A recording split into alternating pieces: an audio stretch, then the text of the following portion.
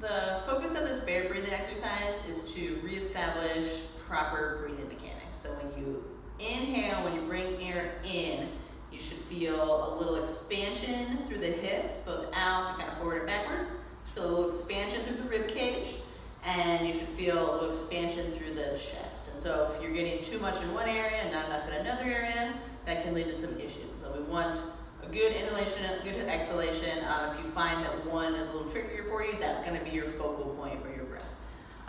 So what we're going to do, we're going to go hands and knees here.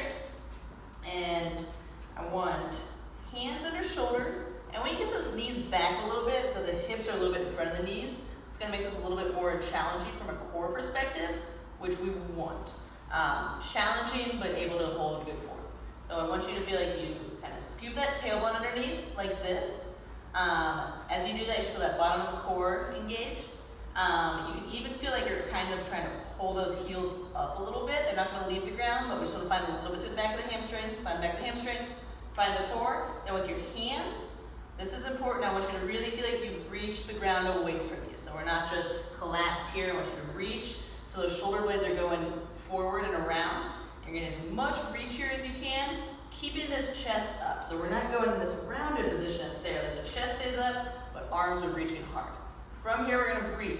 So I want crown of the head, right in line with the rest of your spine. You're not letting the head drop down here. You're not jutting that chin out here. Just keep this good position and breathe through. So again, deep breath in, and then exhale. So notice that exhale is longer than I inhale. You'll feel like you breathe in for about 4 seconds, out for about 8 seconds, and when you think you got all that air out, get a little bit extra out. So that exhale is really going to help activate the core. So if you breathe in, feel like you breathe into this lower part of your back, and then as you exhale, a lot of those core muscles start to turn on.